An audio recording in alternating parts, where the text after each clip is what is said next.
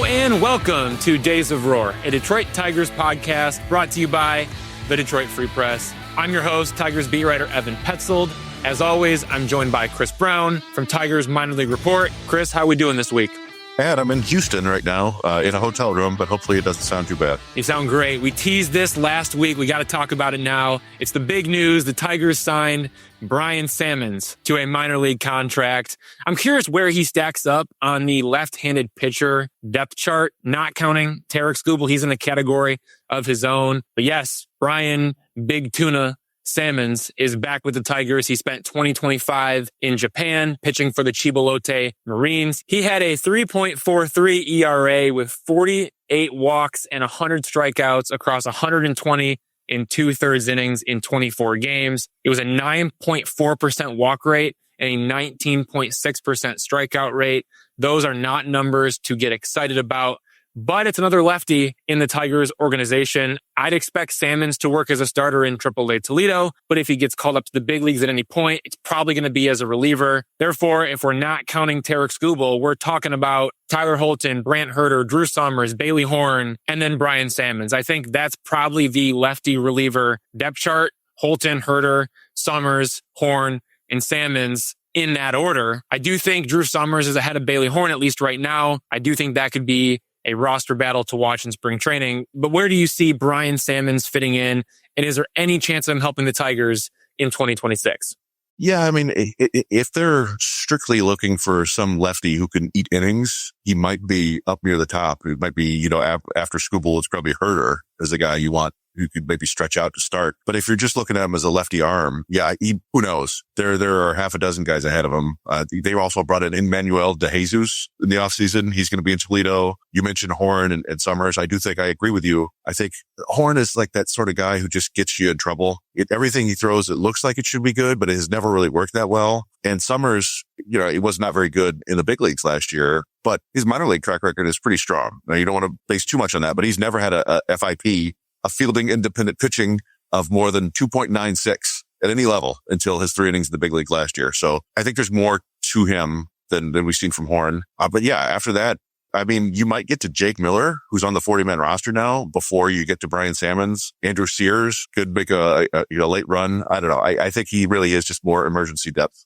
I do want to get back to the whole Summers and Horn conversation. Do you think that could actually be a roster battle in spring training? Because the way that I see this working out is if Troy Melton is in the starting rotation, and if the Tigers prefer Bo Brisky as an expensive AAA insurance piece, then maybe we are talking about Drew Summers, Bailey Horn, or Dylan Smith competing for the final spot in the bullpen, barring the emergence of a non-roster reliever emerging in spring training, which is very possible. But if not, maybe it could be Drew Summers or Bailey Horn. I think we need to be talking about those guys as the third left-handed reliever on the opening day roster if manager AJ Hinch ultimately decides he wants 3 lefties in the bullpen. I think that's going to be a real conversation in camp. Could you see it going down that way? And if so, who would you pick if the season started right now, Drew Summers or Bailey Horn?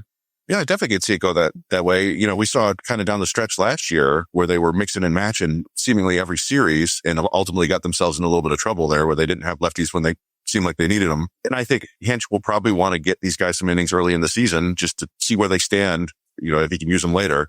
I do think, that they've targeted Horn twice now, so they clearly like something there. But I do think I probably would prefer Summers. He didn't show much. Like I said, it was only 3 innings, but the track record is there. He's got a ton of extension and it's a lower arm slot. And I think his sweeper is actually pretty good. And he also has a decent changeup. At least it was decent in AA and AAA. So I think there's more to him than there is with Horn right now. With Horn, it's the mid-90s fastball and a pretty good slider, but not enough strikes, generally speaking. He feels like one of those guys he's going to pop at some point somewhere for half a season or a season, and that's it. That he's going to go back to missing the strike zone forever. I think Tigers president of baseball operations, Scott Harris, is a big Drew Summers guy, so we'll see what happens. The other piece of big news this week, the 2026 international signing period is underway. The Tigers signed 3 players to 7-figure bonuses to kick off the 2026 class. It was Venezuelan catcher Manuel Bolivar for $2.3 million,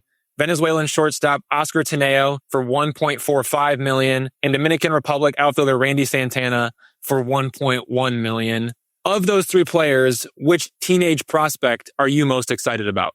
Yeah, I wish I could say it's the guy that gives the most money to, but that's not necessarily how the international world works. Sometimes the guys are more famous, younger, and you have to guarantee more money. But I guess I'm most interested in Tineo, the shortstop, just because it sounds like he has really good defensive tools and some promising offensive traits if he gets stronger. And I guess in general, I like to navigate toward the infielders just because they have like a higher ceiling and a higher floor. If he never hits, he might still have the defense to help out at the upper levels of the minors, even the big leagues, if he's a really good defender. And if he hits a lot, but outgrows shortstop, he's got a lot of different rungs that he can stop at on the position ladder. He can go second or third or center field or the corner outfield or eventually first base if he grows too much. So I think he's the one who's most exciting to me. Although I will say that Santana is a really, really fun player, with monster tools, speed, power, huge arm. And the one interesting thing I've seen from him or about him is that he was listed at 5'11", 180 pounds everywhere. And then when he signed, it's 6'3", 184. So I don't know if that's just, some sort of accounting error or if he actually grew a bunch in the last 2 years since he was last measured, which is entirely possible. We're talking about a 17-year-old here. And if he's 6'3", 185 with plus power, plus speed, and a plus arm, you're like, oh boy, this is like the Julio Rodriguez starter kit. I don't want to get too crazy, right? He might not even hit, but this is a really interesting young man. I'm stoked about Randy Santana. So I am all in on Randy Santana, at least among these three prospects. And this guy ranked 21st on MLB Pipeline's top 50 prospects in the international class. He trained at Nietzsche Baseball Academy in Santo Domingo. That's the same academy that produced MLB stars Juan Soto and Ellie De La Cruz, and Tigers player Wenzel Perez and Tigers prospect Christian Santana. As for Randy Santana, this is a right-handed hitting center fielder. He's 17 years old. Yes, as far as we know, 6'3", 185 pounds. His best attribute is the arm strength, clocking several throws over 100 miles an hour. So if it doesn't work out with the bat, Tigers could always experiment with him as a pitcher. But at the plate, it is power and bat speed and a good understanding of the strike zone. So if he conquers that challenge of increased fastball velocity and nastier breaking balls, once he gets into pro ball, I think he has a good chance to not only hit for power, but also hit for contact. And he knows how to run, so he can be a threat on the bases. I mean, Randy Santana is a potential five-tool player, and time will tell if he can stay in center field. But if not, you're looking at a right fielder who slugs with a cannon for an arm. He just needs to avoid the swing and miss issues. We can see that those plague teenagers with big-time power, pull-heavy approaches, standout bat speed. When you have that combination, that package as a young player, swing and miss can come back to bite you. If he can avoid that swing and miss, I think we're looking at a very special player here. I cannot wait to see how he develops over time. Between Cris Rodriguez from the 2025 international class and Randy Santana from the 2026 international class, I think at least one of these Dominican-born outfielders is going to become an all-star, and it might be Randy Santana. So I'm really stoked about Randy Santana. I like the fact that you like Oscar Tineo because that tells me, you see something that I'm not seeing, and then also you get the big bonus going to Manuel Bolivar. We'll see what he turns out to be as the Venezuelan catcher at the top of the Tigers 2026 international class. But a lot of good things there. Let's get into the big two. Question one of the big two. Who are some realistic free agents remaining who fit for the Tigers? And if you had to pick one, who would it be?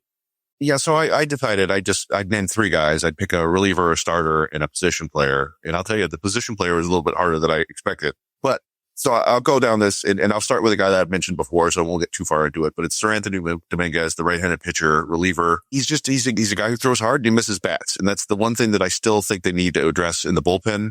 He had a 30.3% strikeout rate last year. And when I look at the bullpen, we talked about it a little bit earlier with could there be a battle between Summers and Horn? You got Kenley Jansen, you got Will Vest, you got Kyle Finnegan, you got Tyler Holton, you got Brent Herter probably. After that, I'm not really sure. They have a bunch of options, but I'd feel a lot better if it was a big arm like Seranthony Domínguez. And, relievers are up and down. He might not throw enough strikes, but you got a chance for a potential setup type guy there.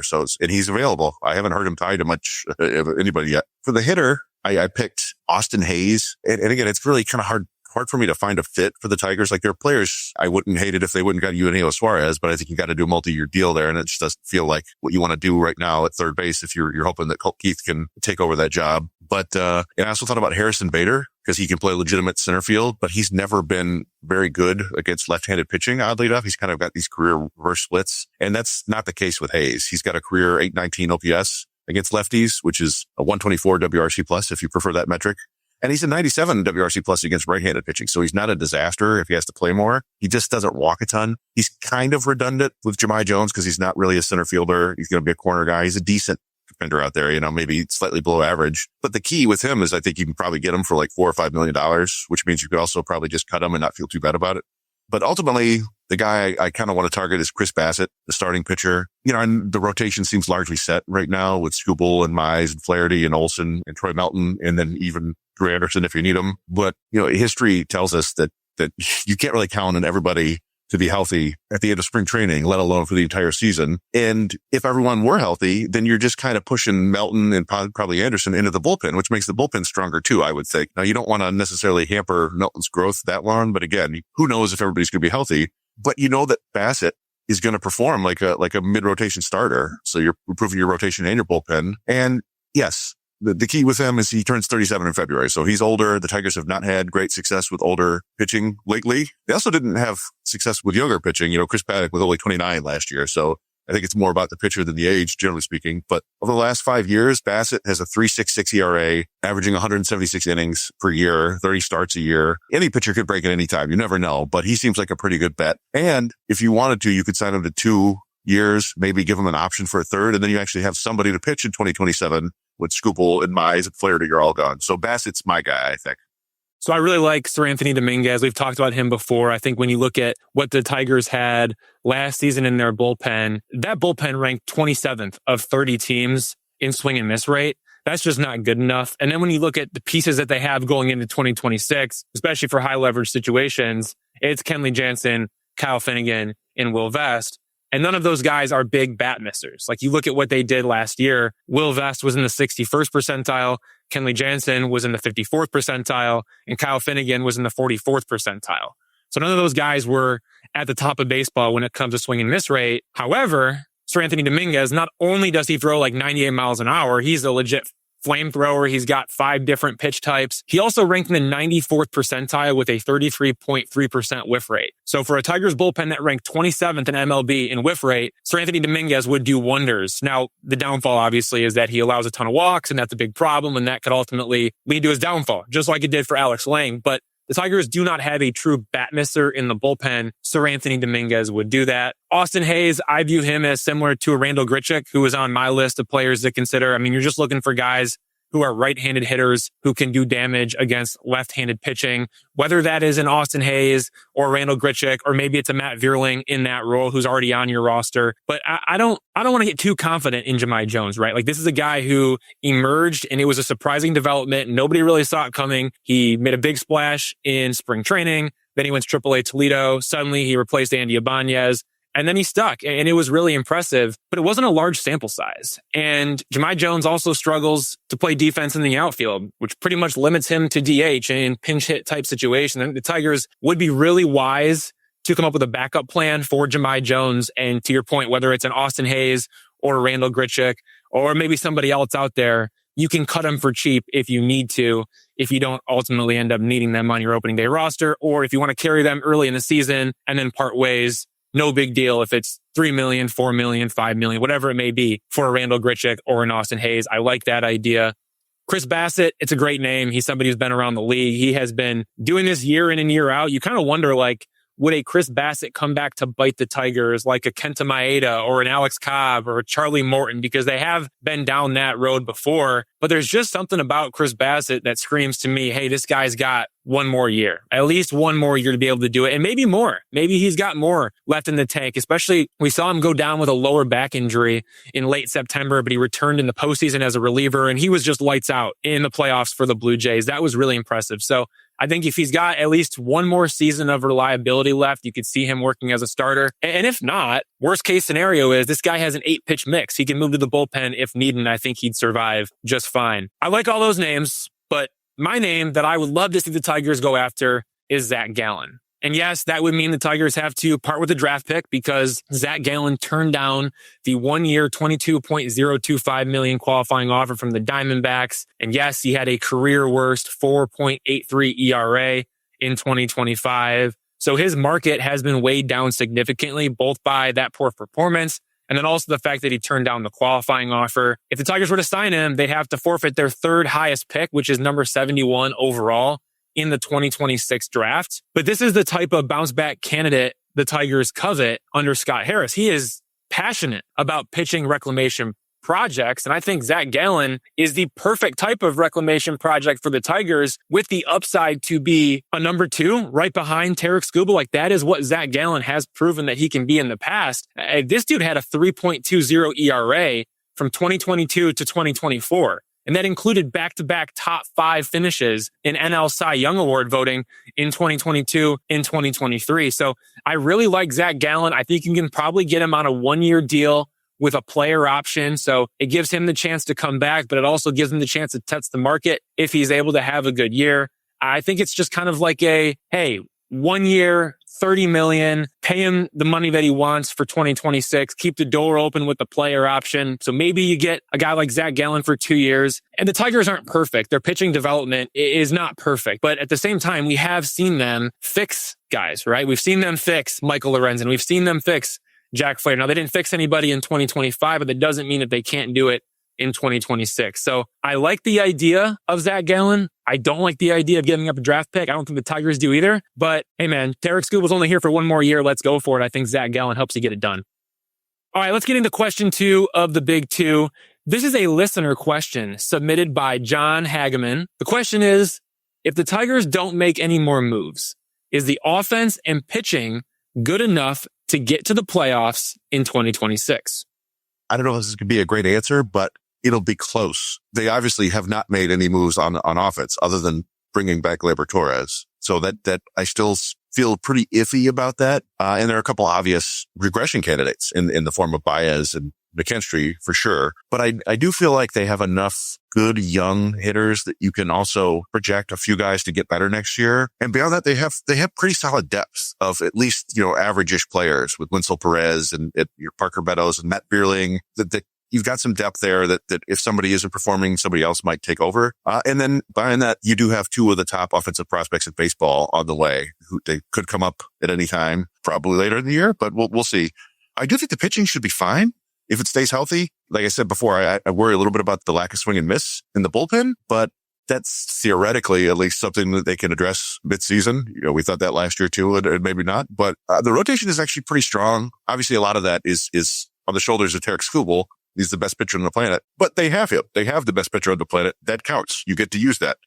I'm not saying that you want to go into a playoff rotation with Flaherty or playoff series with Flaherty and Mize in your rotation, but they have, if you look at Fangraphs projections right now, they have the Tigers with the 4th best pitching in baseball, behind only the Red Sox, Dodgers, and Phillies. That could change once somebody signs Framber Valdez. Maybe the Tigers could sign Framber Valdez, but you're still looking at like a top 5 staff on paper. So the offense is more like in the bottom 10th or bottom 10, not the bottom 10th. So that's a concern. But overall, they have the 14th most projected WAR this year, which would be the last playoff team. They are 8th in the AL though, right behind the Royals. So like I said, it's going to be close. My answer to that question is yes. If Tarik Skubal stays healthy and Riley Green stays healthy, then the Tigers will make the playoffs, even without any further additions. But if either one of those guys misses significant time, then my prediction is the Tigers will miss the postseason. Like how do you feel about the Tigers lineup without Riley Green? It would be Colt Keith, Gleyber Torres, Kerry Carpenter, Spencer Torkelson, Winslow Perez, Matt Vierling, Dylan Dingler, Javier Baez, Parker Meadows. That is a below average offense. And then how would you feel about the Tigers rotation without Tarik Skubal? It would be Jack Flaherty, Casey Mize, Reese Olson, Troy Melton, Drew Anderson. That is a below average rotation. So again, I think if Tarik Skubal and Riley Green stay healthy, Tigers make the postseason. Now, my opinion on that can change based on, what I see on the field. If Colt Keith doesn't take that next step, if Spencer Torkelson reverts to his old AAA ways, if Gleyber Torres is more of second half Gleyber than first half Gleyber, and we all know Zach McKinstry is bound to regress. There's a lot that can go wrong, but for now, I'm going to give everyone the benefit of the doubt because it's the off season and I want to be optimistic as spring training nears, but that can change in a heartbeat. If there's poor performance, that can change. And my optimism will definitely change if either Tarik Skubal or Riley Green suffer an injury. So with that being said, the Tigers should probably just sign another starting pitcher to improve their rotation, regardless of what happens, because the combination of Flaherty, Mize, Olsen, Melton, and Anderson, that would be a recipe for disaster. And even if Tarik Skubal's healthy, I'd prefer Tarik Skubal, Jack Flaherty, Casey Mize, Reese Olsen, and Chris Bassitt. With Melton and Anderson in the bullpen, that just makes too much sense.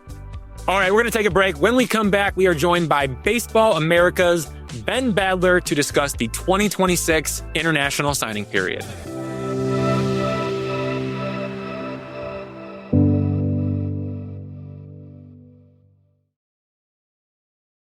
Everyone, I'd like to welcome Ben Badler from Baseball America to the Days of Roar podcast for the second time. He is the go-to reporter for all things about the 2026 international signing period, which began January 15th and featured the Tigers signing 3 teenagers to 7-figure bonuses, including Venezuelan catcher Manuel Bolivar for $2.3 million. Ben Badler, thank you again for joining us this year to discuss the international signing period. Absolutely. Thanks for having me back on, guys. You're uniquely capable of asking or answering all these questions we have. But I guess the first one is just to try to get a feel for the strength of the 2026 international class overall. Like, how does it rate compared to some of the more recent years? Yeah, it's always hard to say now just because of the reality of how the signing process works internationally, right? It's like, I know you guys know this, but it's, the players are agreeing to sign with teams, not all magically on January 15th, right? It's happening in a lot of cases 3 years or in some cases 4 years before they're eligible to sign, right? When these kids are 13 or 14 or sometimes even younger than that. And then once they know where they're going to sign, or once they have a signing commitment at least in place, they're not going around and doing tryouts and workouts for all these other clubs, right? Because, hey, I already have a deal with the Tigers or the Yankees or the Padres or the Rangers or whoever. They're not going to tryouts and workouts. They're just doing their own thing, training at their own facility. Once they're old enough, like 15, 16, then they go into the team academy, work out there. They do play like other games sometimes, and other scouts from other clubs will still see players in certain environments, but it's really not like a deep look. It's not like something in the draft where you would have a guy who's a first round pick or a second round pick, and your scouting director and a bunch of other higher ups would be like, oh yeah, we never saw that guy, or I haven't seen that guy in 2 years. I haven't seen Jordan Yost or Kevin McGonigal right after they got drafted in a couple of years. So it's just such a different process. So it's hard to say. There's definitely some good players at the top of this class, though. Guys like Luis Hernandez, who signed with the Giants, and Jaibel Gomez with the Royals, 2 guys out of Venezuela, and Francisco Renteria as well with the Phillies, another Venezuelan signing, big outfielder for them.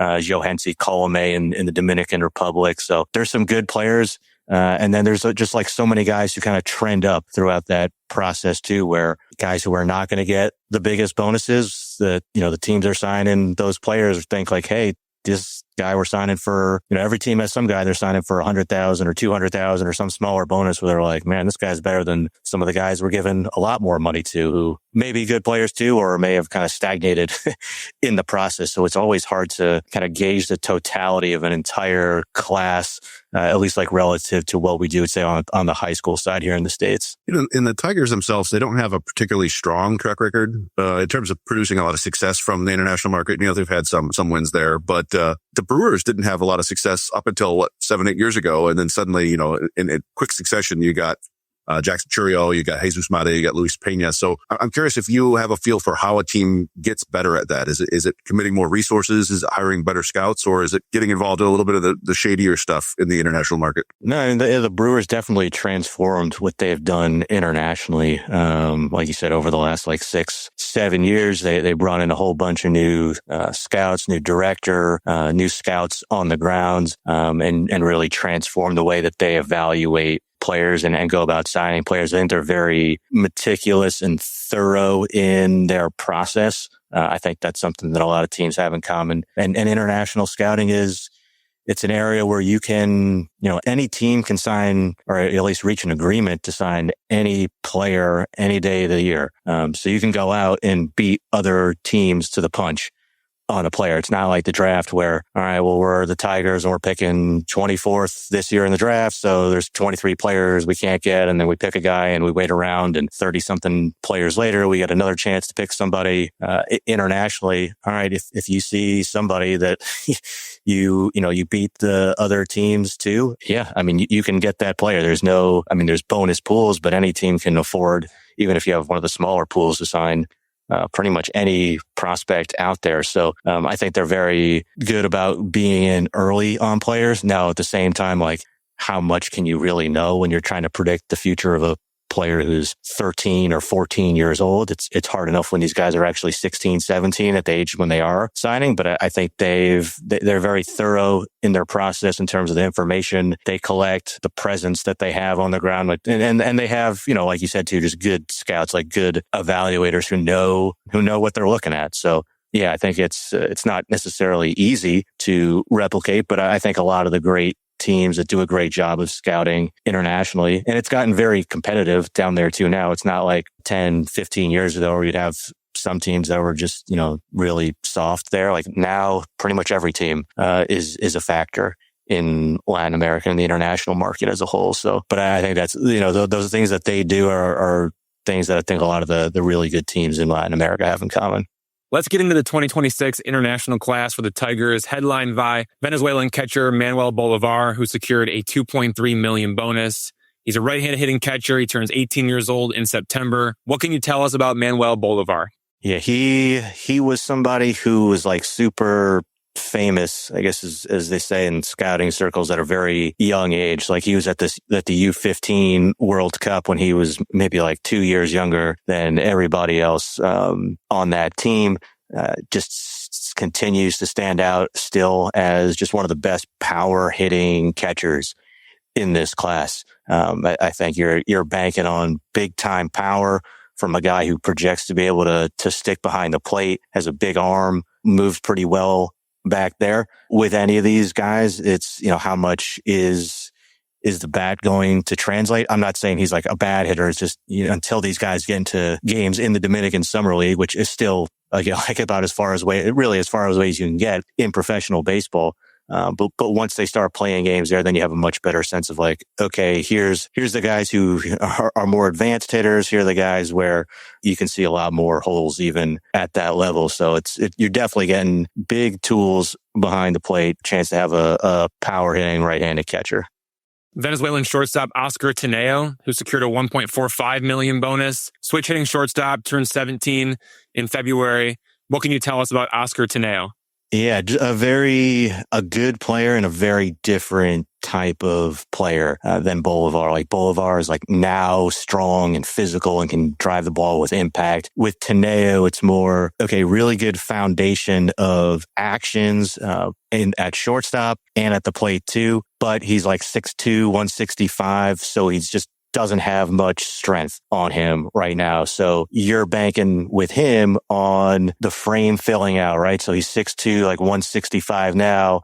What is the bat speed? What is the power? He already runs well, but what does the speed look like? Maybe he gets faster once he's 6'2", 195 or 205, and he puts on another 30 plus pounds. Maybe he grows another inch too, right? Like that's one of the hard things with when you're evaluating players this young is sometimes they grow taller or sometimes you're, making an agreement with a player who's, 13, 14 years old and on the smaller side and, they're 5'8", 5'9", and then by the time they're 16, 17, they're still 5'8", 5'9", right? So, but with Tineo, it's just like a really good foundation, in terms of like mechanically the way he moves in the field. It's just very smooth. Everything is very fluid. He has good body control.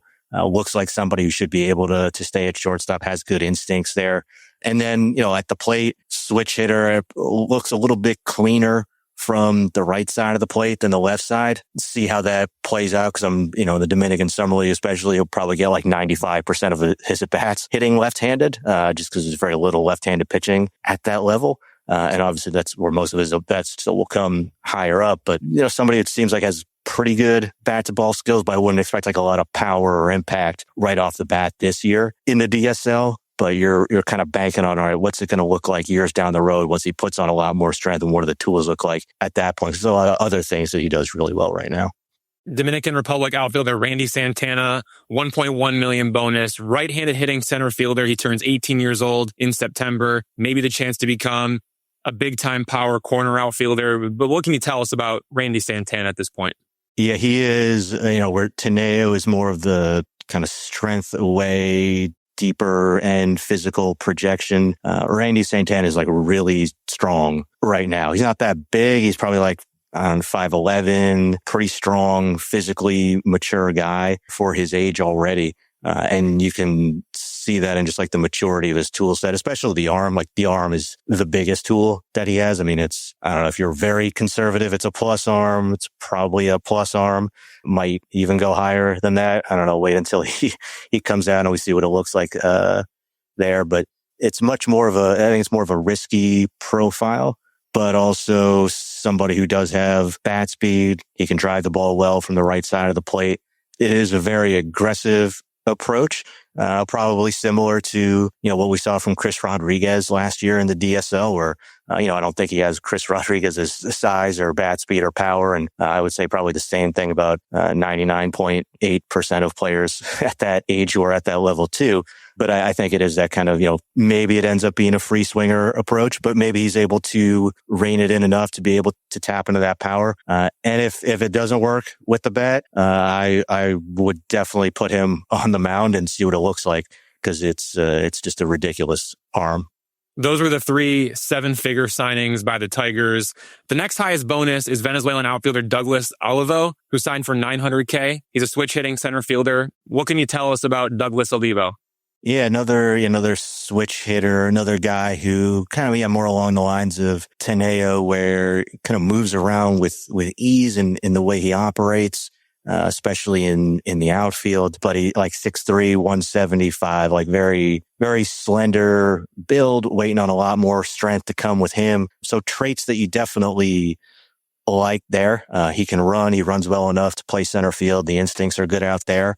But another guy where I would not expect him to come out and hit, 4 or 5 home runs, let's say in the DSL season, and do a lot of damage at the plate. That's something where you're, hoping more strength, and you can see the projection on his frame for more of that strength to come long term. And that's hopefully where, things take another step forward for him in terms of the impact that he's going to be able to generate at the plate.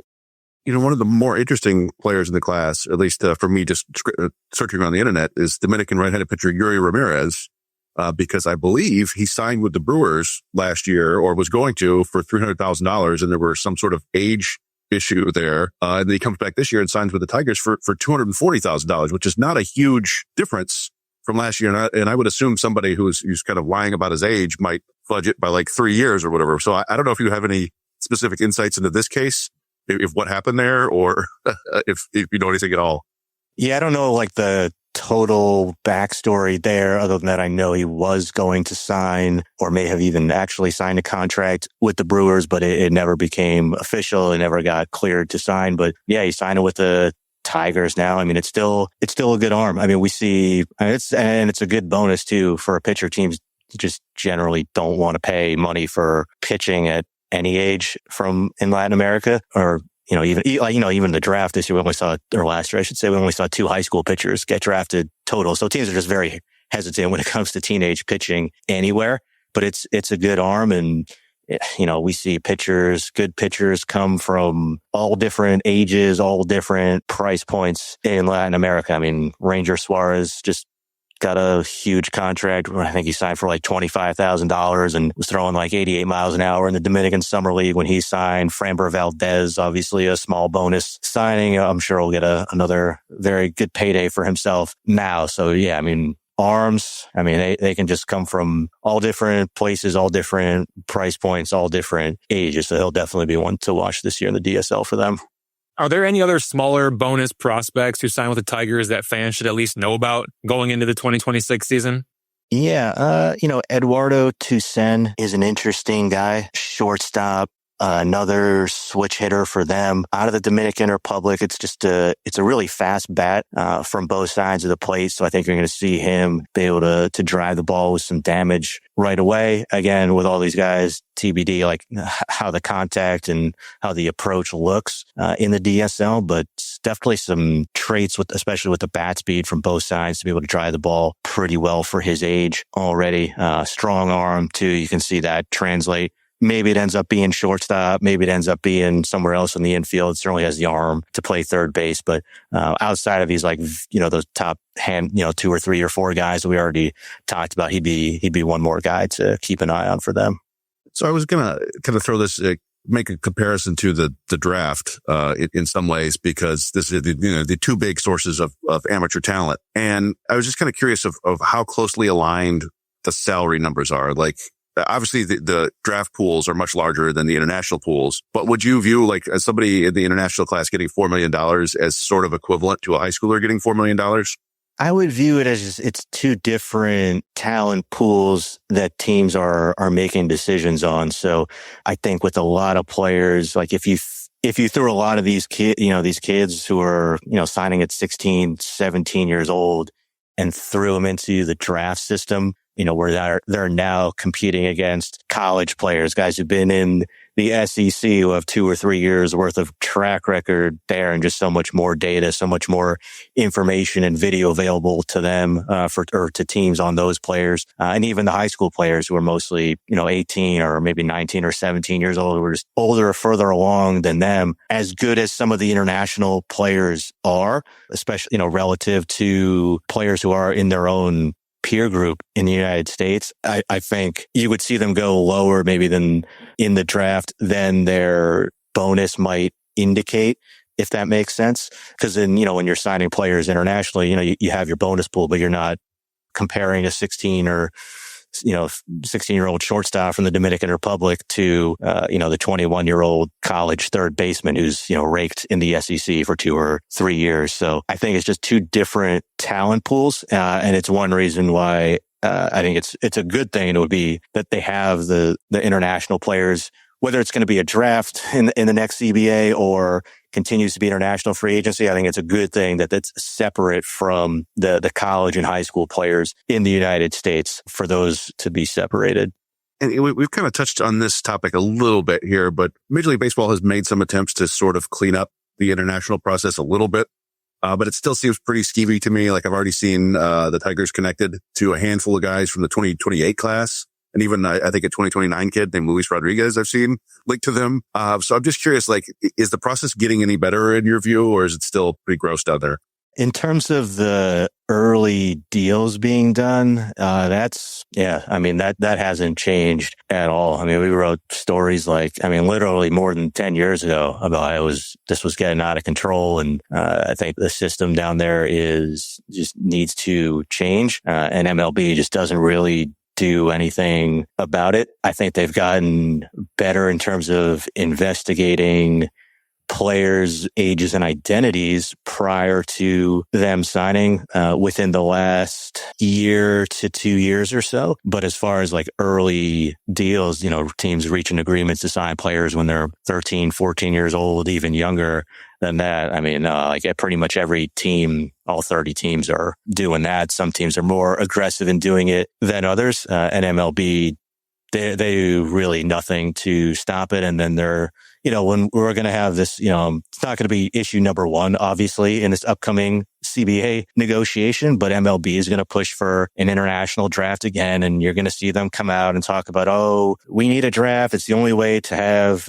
transparency or whatever and slow this stuff down. It's like, well, that's what you said in the last CBA negotiation. And that's when you said the round before that. And you keep talking about how you want to have a draft. And there's a lot of people who, scouts, the international scouting directors, they're not against a draft by and large. It's not easy when your job is to try to predict the future of players who are 12 and 13 years old. And a lot of the agents and the trainers in Latin America too are, I think, very open and receptive, not necessarily universally, but a lot of them are open to a draft and even want a draft because they want that process to slow down. They don't want to have to get their players ready to be showcased and try to be ready to sign by the time they're 12, 13 years old. So they're not necessarily against it either. But if MLB wants to really slow things down, okay, like you can say you want to have a draft and that's fine. But if the union isn't willing to agree to it, or if MLB is not willing to give the union enough in exchange in their negotiation to get a draft, then you got to have a plan B. And they've had no plan B other than, we'll just try to keep it quiet and hope, not too many people notice what's going on, and then try to fight for a draft in the next round of negotiations. So I'm sure we'll be hearing more about that over the next year as the negotiations get closer. We're in the 2026 international class right now, but back in the 2025 class, the Tigers signed Dominican Republic outfielder Cris Rodriguez to a franchise record $3.2 million bonus. He played in the Dominican Summer League in the 2025 season, hitting .308 with 10 home runs and a .904 OPS in 50 games. He turns 18 years old at the end of January. Have you heard anything about Cris Rodriguez's 2025 season? And after his performance in the Dominican Summer League, what do you think we can expect moving forward with the upside here?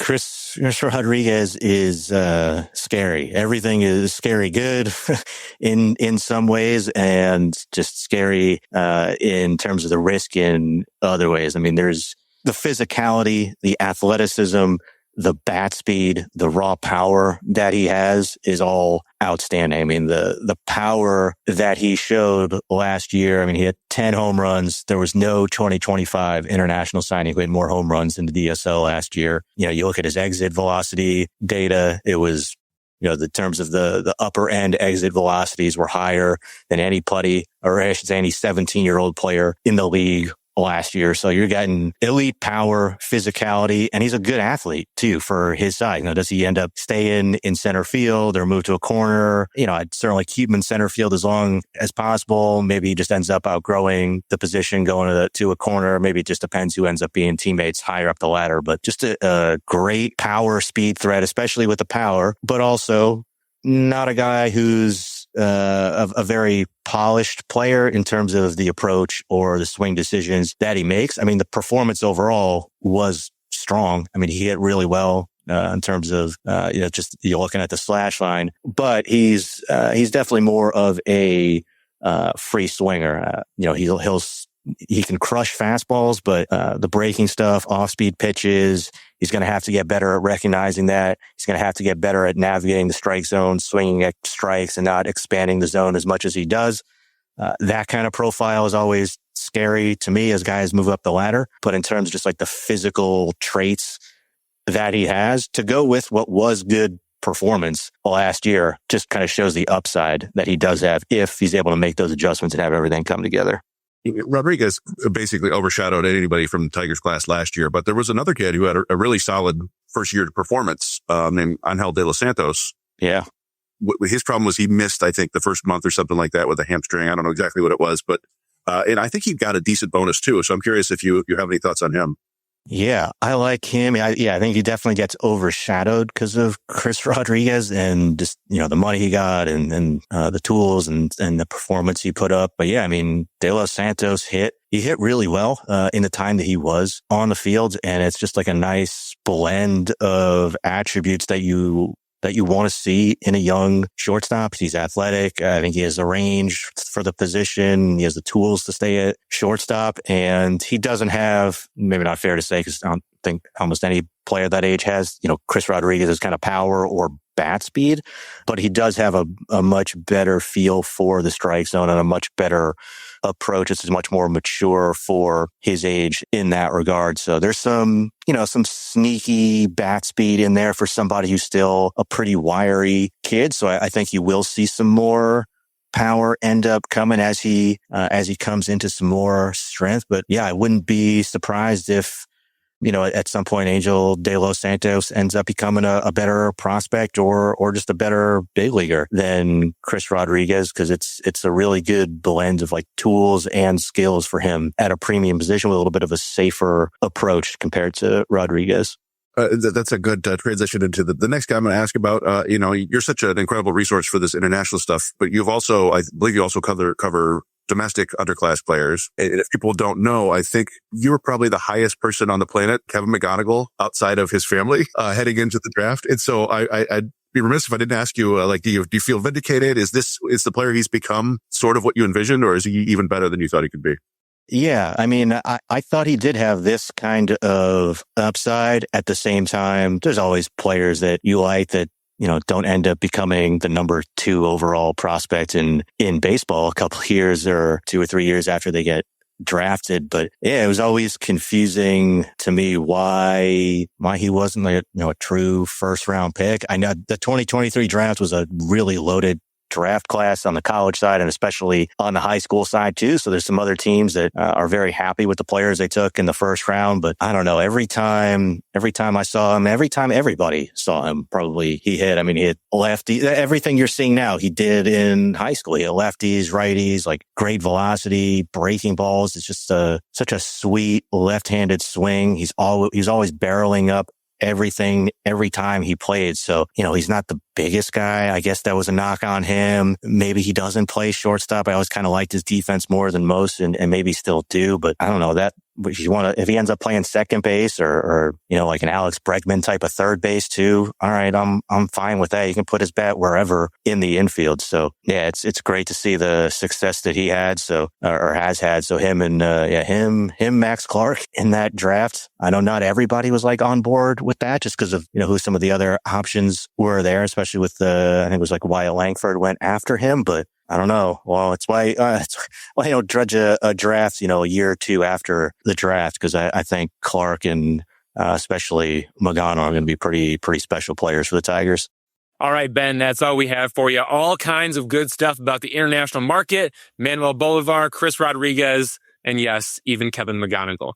Thank you for joining the Days of Burr podcast. We look forward to doing this again next year. Everyone, that was Ben Badler from Baseball America, the go-to reporter for the international signing period. We have more to discuss about the Tigers this week, but first, let's take a break.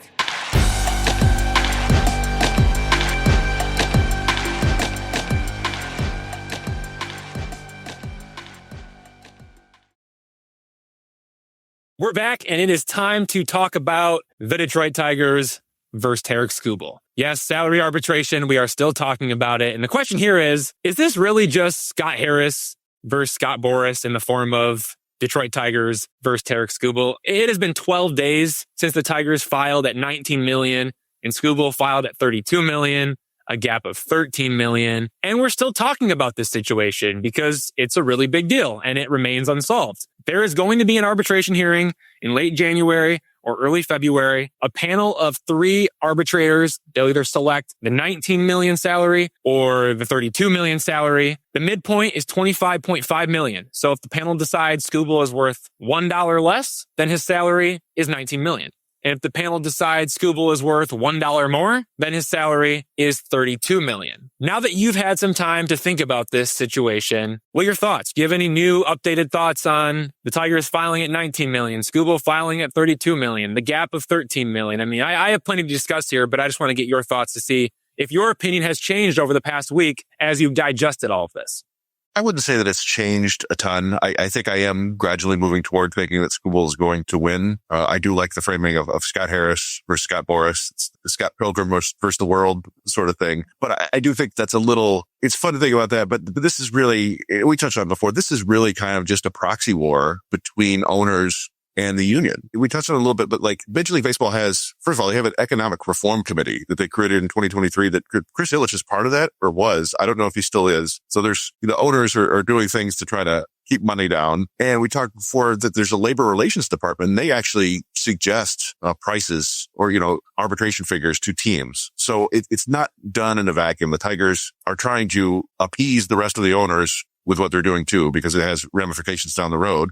And of course, on the other side, you have the players union who would love nothing more than to get their players paid a year early, like a 5th-year player getting paid like a free agent. That would be huge for them. And arbitration is all about precedent. So if Skubal wins this, then they can point to that forevermore. And it's not a huge group of players, but when you look at somebody like Casey Mize, for instance, he's got 5+ years of service time. He got $6 million this year in arbitration. I think he's an all-star. And somebody in free agent like him, like a number 3, number 4 starter, they're making like 17, 18 million a year, maybe 20. So if Skubal gets 32 million, then somebody like Casey Mize down the road might get 15 million. And it just raises everybody up that much. And that's huge for the union. And we know Skubal's a part of the 8-member team for the union. So there's just a lot more to this than just Boras versus Harris. But it's still fun to think about that because one of them is going to be upset at the end of the day. I'd like for both sides to be happy here, and I think it's possible. Now, if you've read the Detroit News and the Detroit Free Press, you can see what's going on here. You've got sources confirming to me at the Free Press the Tigers offered $19.8 million before the deadline to exchange salary figures, then filed at $19 million. Then you've got sources telling Chris McCoskey at the News that Skubal's agent, Scott Boras, refused to negotiate during the arbitration process. You can probably guess who those sources were. And after that story came out, I received an unexpected phone call from Scott Boras, who wanted to talk about the situation, both to deny the report that he refused to negotiate, and most importantly, to express that he is open to negotiate with the Tigers before the arbitration hearing, as long as the Tigers are willing to negotiate with current comparable contracts, not David Price's $19.75 million from 2015, which seemingly was the basis for the Tigers offering $19.8 million to Skubal for 2026. So even though you're right, this is about the owners and the union, this does feel a little bit like Scott Harris versus Scott Boras right now. And I actually don't think that's a bad thing. I think this could be a good thing as long as the Scotts are willing to work on this together. Here's what Scott Boras told me. Quote, "In this process, we reached an agreement on Torkelson because we agreed on the current comparable players. That is not something we were able to do with Skubal." End quote. For those who don't know, Scott Boras is the agent for both Tarik Skubal and Spencer Torkelson. While the Tigers and Skubal did not come to an agreement, the Tigers and Torkelson avoided arbitration by settling at $4.075 million for 2026. In Torkelson's case, the Tigers and Boras agreed on comparable contracts, such as Alec Boehm at $4 million and Ryan Mountcastle at $4.1375 million, both of those from the arbitration process in 2024. But that's not what happened in Skubal's case. In Skubal's case, the Tigers almost certainly referenced David Price's $19.75 million from 2015. That was nearly 11 years ago. Meanwhile, Scott Boras wanted to reference Juan Soto's $31 million in 2024, Shohei Ohtani's $30 million in 2023, Vlad Jr.'s $28.5 million in 2025, and Mookie Betts' $27 million in 2020. So with that being said, it's easy to understand why there weren't negotiations because the two sides couldn't even agree on comparable players. Now, there's also the clause within the collective bargaining agreement that allows